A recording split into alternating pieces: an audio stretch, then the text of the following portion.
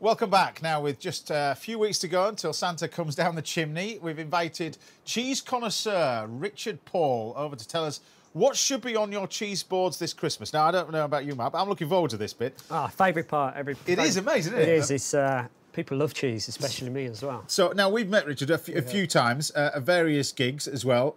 How on earth do you become a cheese expert? I don't know about expert, but I've certainly been in cheese for quite a few years now. It's a family connection. My father was an agent for a Dutch cheese company. He took me to the Nantwich show, biggest cheese show in the world. I used to stand behind the counter and sell cheese and was offered a job there for a Dutch cheese company. And you talked about the Nantwich cheese. This is where we met before. I don't know if you've ever been. Like, it's amazing. There's about 5,000 cheeses in one marquee. Yeah, for one day. Ridiculous. It's about 30,000 people that turn up. It's incredible. Complete madness. But you've got in here a selection of bits and pieces. Let's talk about the classic sort of stuff this time of year. Your classic cheese board that everybody would be familiar with at the end of the table, then. Indeed. Well, it's Christmas, so you can't go without the Stilton.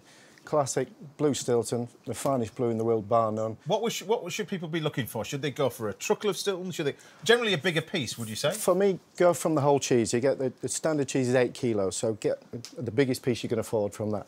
Look for the vein in it. You need a nice even blue vein. Should be like a spider's web across the cheese. Okay. Not too old, not too dried around the edge, because I like it, as we said before, a little bit sweet and not too strong. If you want something strong. Now, you say not too old. I mean, can you specify maturity on it? Would you know people know that? Probably not by looking at it. If you go to a cheese shop with somebody who's behind the counter, they'll be able to tell you whether it's... Okay. I want to talk about other things that we've got in here. So explain to us this is something else for people to look out for this Christmas. They want something slightly different. Yeah, if you want to, again, don't be fooled into buying one of those selections.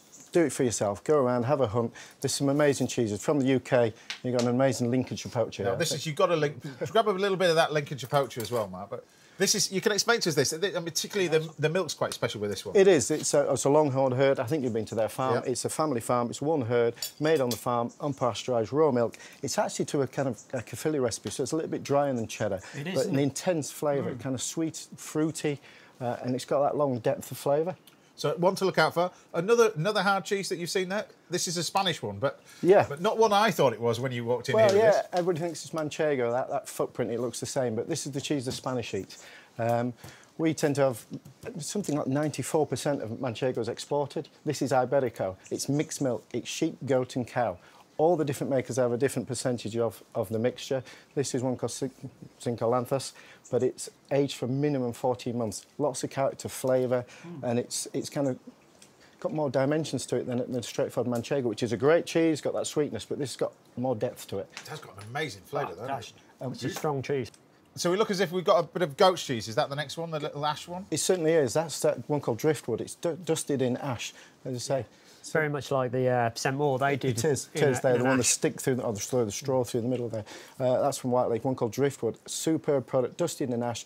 Gives it a little bit of sweetness, takes away that goatiness. People get scared of goat's cheese as being quite scary. It is one of those things where you just think, is it going to taste like the classic goat's cheese, which is a bit... I think people have had bad experiences in the past, but certainly the British makers make some fantastic, clean and fresh. You've got an abundance of makers across the UK. So running quickly through, we've got what's the orange one there, the creamy one that's the cream one. That's a poisse.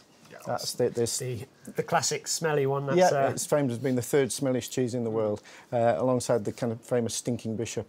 Yeah, and we're running through. I mean, I take that this is classic Comte, is it? Yes. I think you've been to the. Yeah, I've seen this stuff. It's amazing, but also different maturities. They take it to can be three years old. It can go up to 3-year-old. This one's around 12 to 15 months. Still nice and smooth, creamy, buttery, and hints of sweetness, toffee, caramel. Very delicate. In it. Yes. Some of them can be quite savoury and quite strong. This one's very easy going. Now spotted, because we've got some great cheeses. These final three, or nearly the final three at the end. Running through this one, you can buy this from the supermarket. This one here, well, the one with the truffles through the middle. An amazing one.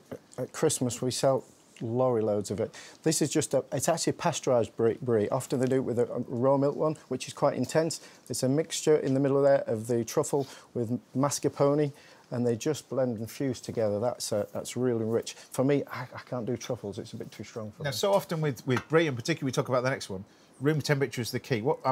Optimum temperature, is it just 20-odd degrees? What is the temperature of cheese? Again, depends what it is, but bring it out couple of hours ahead. And again, depends how warm your room is, but certainly 20 degrees plus, it's nice, and it brings out all the flavours in it.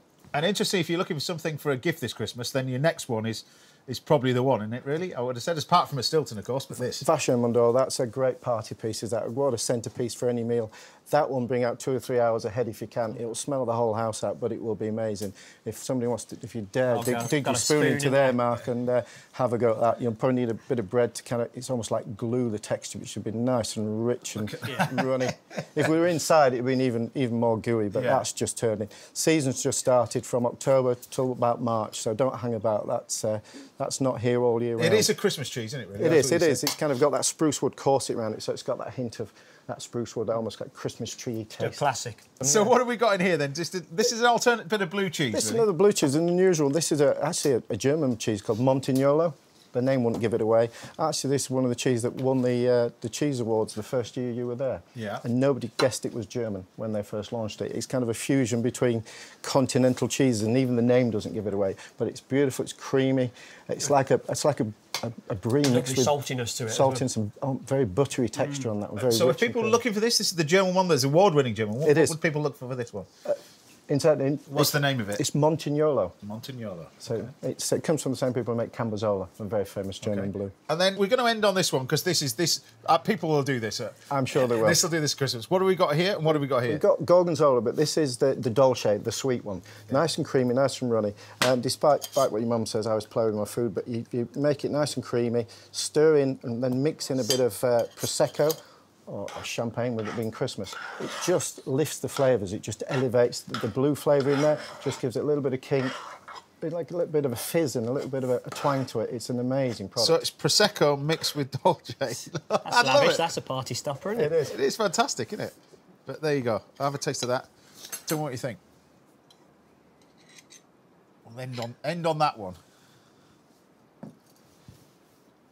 It does actually work. Really Well, does hopefully. work. He's the expert. I'm just mixing it. With a grape. Again, just Wow. sweet I and know sour. my wife would like that one. Prosecco and cheese. Yeah, there you go.